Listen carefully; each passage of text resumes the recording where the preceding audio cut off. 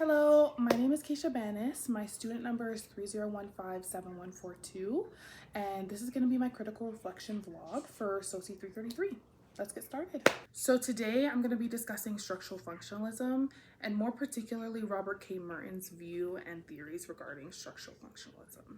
So structural functionalists tend to hold the view that society is a complex system where different parts work together to maintain stability and order within society. It's kind of like a body with the heart, the liver, the lungs, the veins, and other components all contributing to the proper maintenance of a living person. So, similar to how the heart pumps blood throughout the body or how the lungs transfer oxygen from the air into our bloodstream, social structures within a society all have functions that contribute to society's stability and maintenance.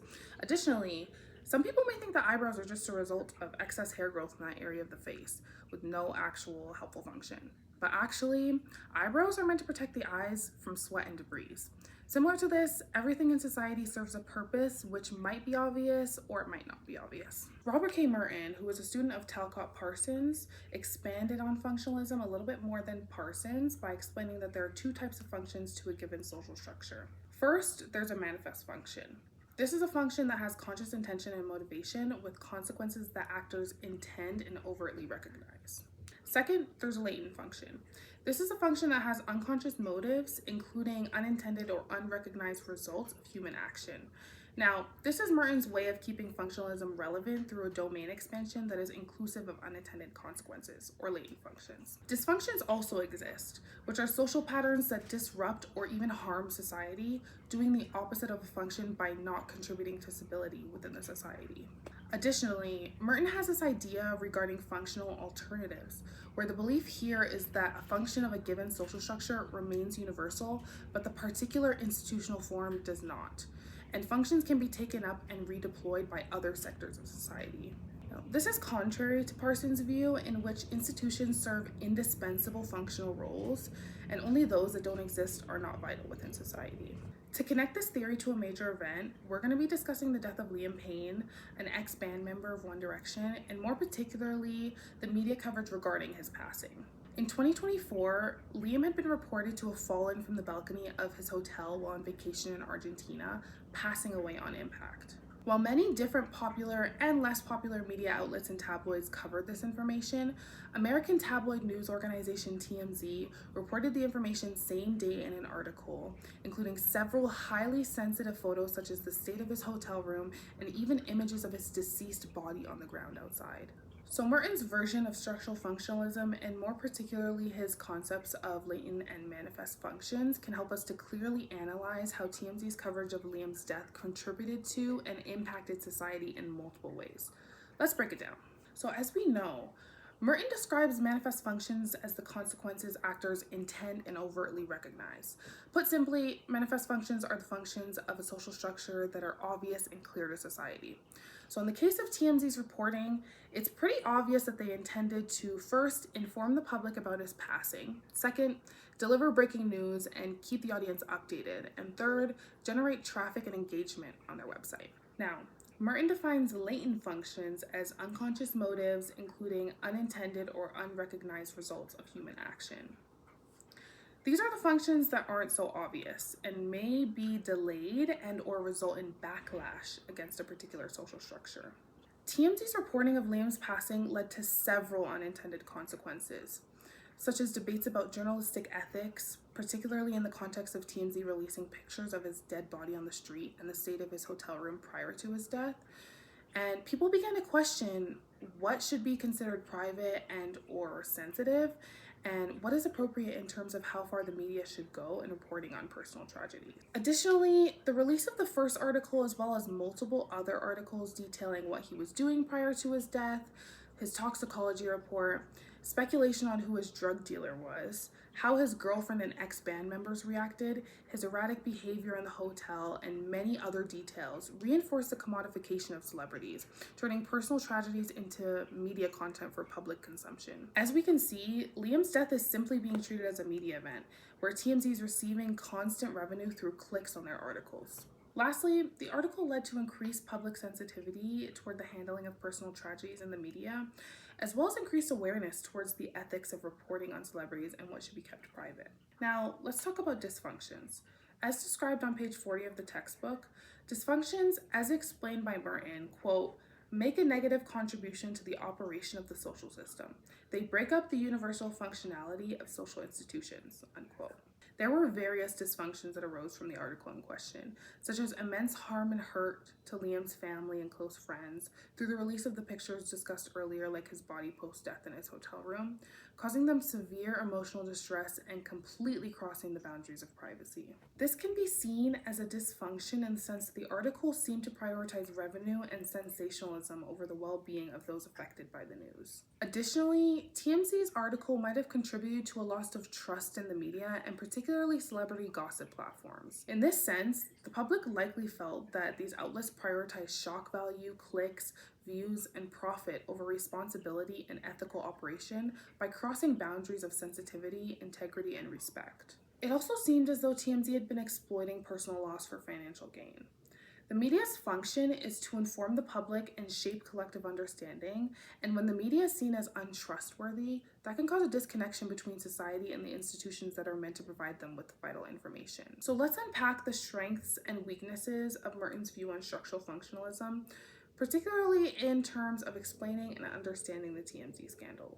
Firstly, the theory does allow us to break down and understand the social functions of tabloids in the media, giving us a clear way to look at both the intended and unintended functions.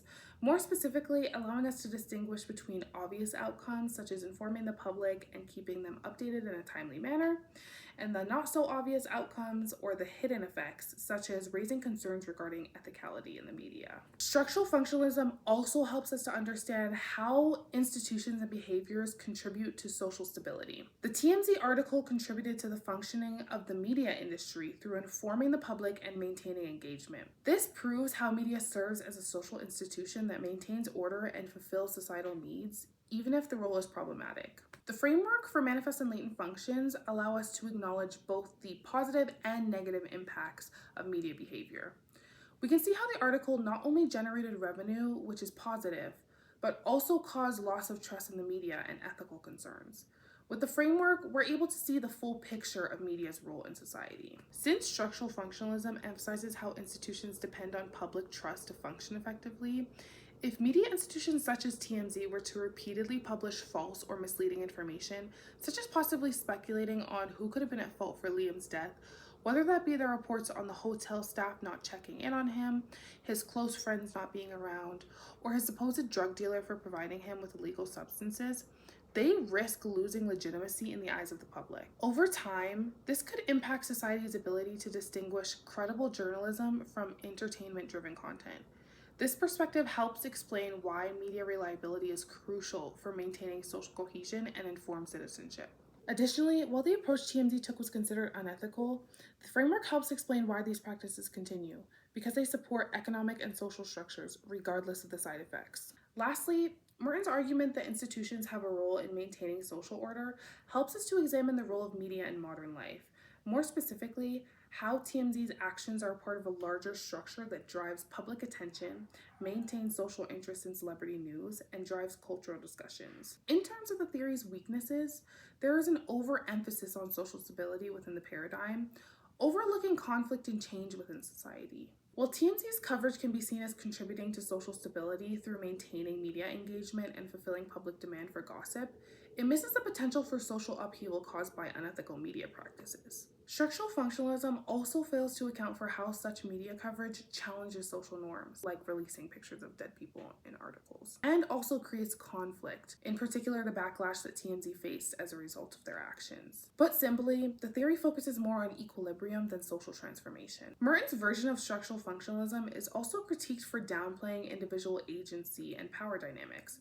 In terms of the article, we could argue that Merton's theory doesn't fully capture the power relations at play between the media outlet and the audience, and it doesn't explore the agency of individuals or groups, maybe even other news outlets or tabloids that challenge TMZ's actions. The backlash is not fully explained by the theory's emphasis on equilibrium. Additionally, the theory focuses more on functionality in regard to social actions rather than ethical implications. Therefore, it explains why TMZ's sensationalist coverage exists, to fulfill the need for entertainment and news, but doesn't address moral and ethical concerns that arise. It doesn't directly engage with questions about what is morally right or wrong, or how to reform institutions to better serve the public interest. Overall, the theory simply classifies TMZ's behavior as fulfilling a function, but ignores the harm caused to individuals and society through sensationalism. Lastly, through the emphasis of social stability, the theory ignores the role of innovation and social change. The article, amongst others made by TMZ, are shaped by the dynamic nature and increasing needs of media landscape,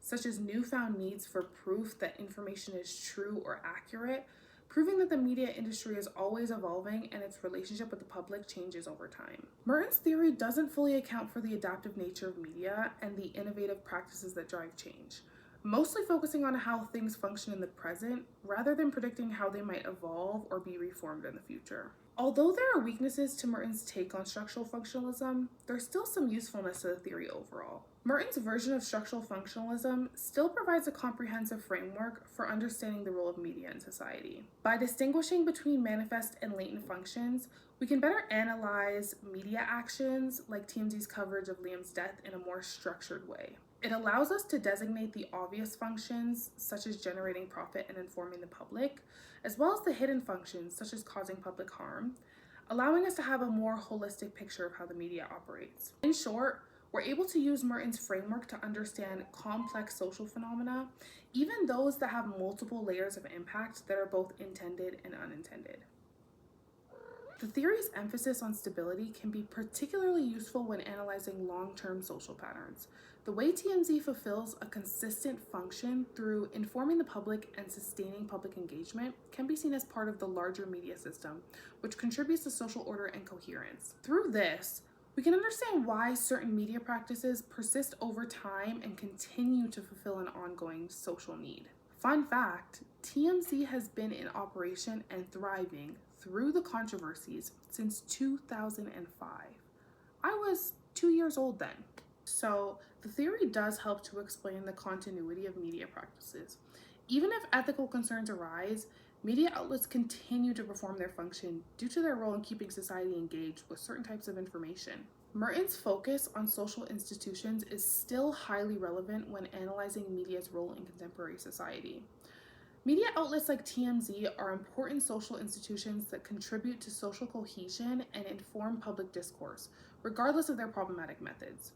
Merton helps us to understand how these institutions continue to serve functional purposes in a rapidly changing media landscape, even though the consequences may be negative. Understanding how media functions can guide reform efforts or encourage awareness of its impact. Additionally, Merton's ideas regarding latent functions allows us to go beyond a surface level understanding and think more critically regarding how the media impacts society in unexpected ways. TMZ's coverage of a celebrity's death can have unforeseen consequences, like raising ethical debates about media practices or shaping public opinion regarding responsibility of journalists. This deeper analysis informs things like media reform efforts by bringing attention to the broader social consequences. By identifying latent functions, we are given tools for critiquing media practices and considering their long-term social implications, beyond just the immediate objectives or manifest functions like gaining revenue or keeping the public informed. While it may not fully account for ethical concerns, Merton's theory still allows us to better recognize both the positive and negative consequences of media behavior. When we see things through a lens of manifest versus latent functions, we can identify both the economic gains and social harms that arise from media coverage. This allows us to make more balanced evaluations of media practices like TMZ's coverage of celebrity deaths or downfalls. The theory helps to keep the analysis objective by considering both the benefits and the harms in a way that can lead to a more nuanced critique of media behaviors. Lastly, even though the theory may not address all of the complexities of modern media, it provides a solid foundation that we can use to build a more complex analysis. By understanding the functions of media, we can use that to explore deeper issues such as media ethics, power, and inequality. The theory also helps us to understand why media operates the way it does, and we can use other theories such as conflict or critical theory to address the ethical dynamics that Merton's theory doesn't fully account for. Merton's theory offers a starting point for expanding the analysis of media while allowing for the incorporation of other perspectives to address gaps in the theory's ability to explain power, ethics, and social change.